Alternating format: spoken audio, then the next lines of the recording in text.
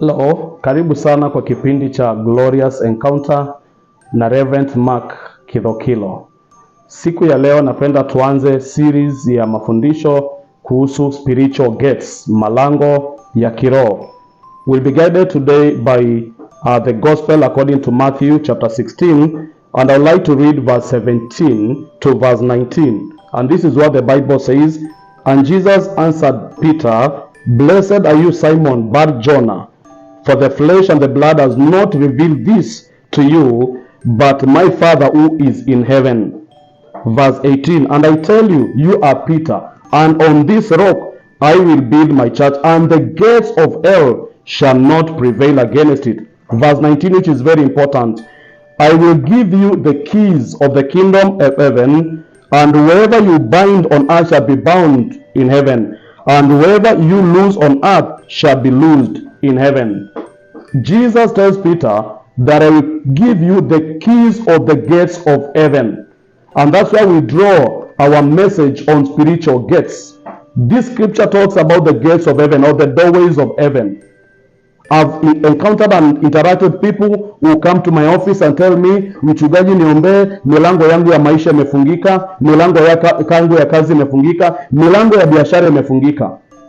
You may pause and ask yourself, kwani hii milango inakaa wapi? But truth be said, hii si milango, the physical gates that we know. Haya ni malango ya kiroho. Usipoweza kuelewa the concept and the spirituality and the spiritual aspect of gates, you may move around in one area without moving forward, kwa sababu milango yako ya kiroho inapofungwa hauwezi kupenya. Unaweza anzisha biashara in a very strategic place and you have everything, na una realize wateja wanakuja na kuvuka na wanaenda kwa wengine, kumbe ni kwa sababu milango yako imefungwa in the spiritual realms. So what is a spiritual gate? A gate is a physical, or it is a doorway. It's a place of movements where exit and entrance to a place is controlled.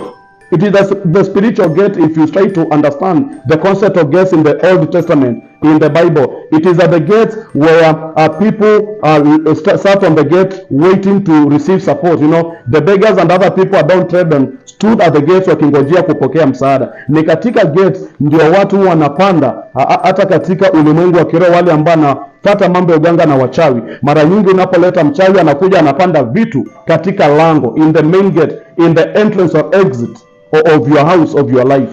So gates is a very important concept. Look at this.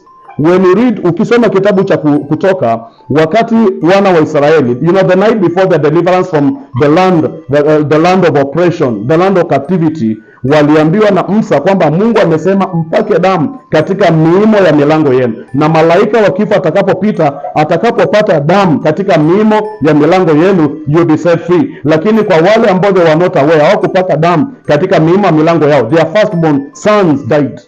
So gates is an important concept that we'll be delving in. We'll be having different sessions looking at different aspects of spiritual gates. Yesu anasema, "Wewe ndio Peter, na juu ya mambo nitajenga kanisa langu, na malango ya kuzimu hayatalishinda."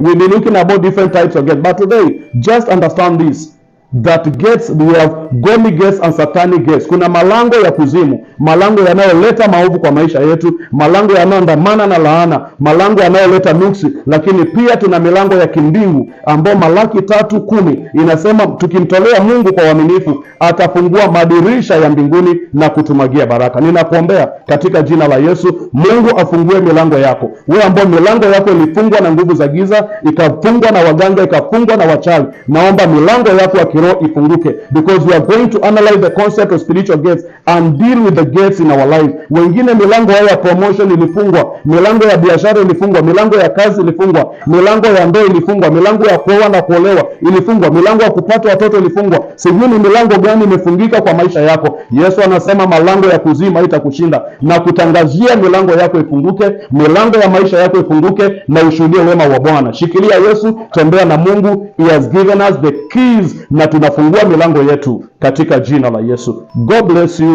Live in a life of abundance, a life of God's favor and blessings, because God is going to deal and open our gates in Jesus' name. Amen. Amen.